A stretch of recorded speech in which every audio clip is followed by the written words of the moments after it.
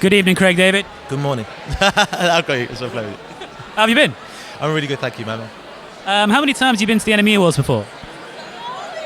I'm not sure if this is the first. I think it may be my first time. I mean, the love has gone back from being on the cover, was when I released the first album, Born to Do It. So, and then more recently, being on the NME cover again, it's been amazing. So yeah, but the first time.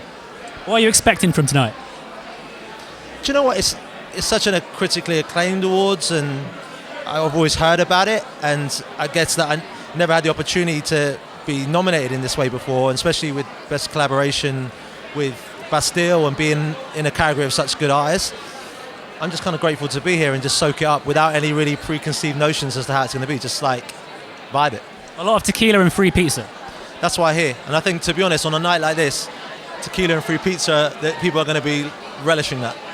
And how's the last few months been? Because a lot of people have been talking about how your new album has not only pleased your old fans, but picked up an entire new generation. I mean, what do you think it is about the record that appeals to everybody like that? Do you know what?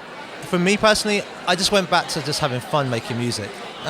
And I think once you overcomplicate any record and overthink it, people can tell that. So when I was the kid who made Born to Do It, I was just making music. I wasn't music business. And I think that I'm back to just making music. And when you do that, it seems like it relates in a lot of ways. So I'm just grateful for my fans who've been with me from the start.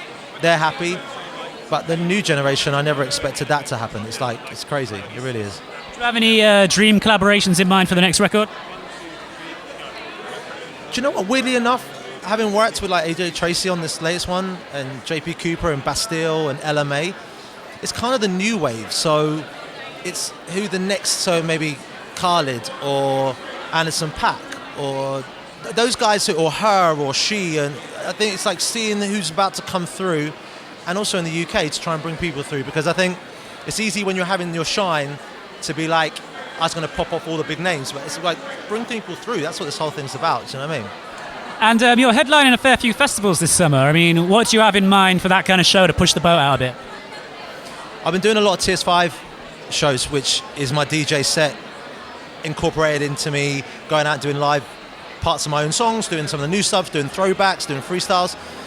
I think it's still very much as much as people who know about it, it's still early days for TS5. I just think that it's kind of growing in its own way, where we did arena shows where we had the band kind of segueing into it.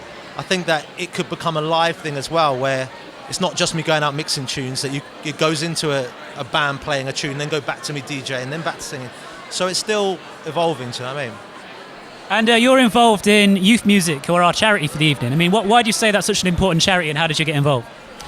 Well, I got the call up about it if I was up for kind of donating one of my gigs and the proceeds to the charity. Firstly, I was like, yeah, because what I've learned in life, I'm grateful I can put food on my plate, roof over my head, and clothes on my back.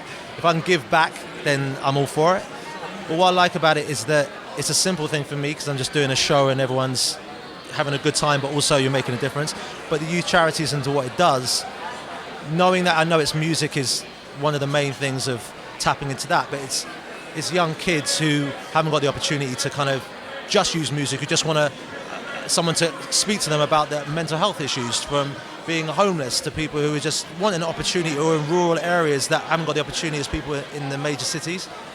So I think there's a lot of factions as part of it, but from the music side, I'm just great that I can do a show and the proceeds can go to help in some way. Do you know what I mean?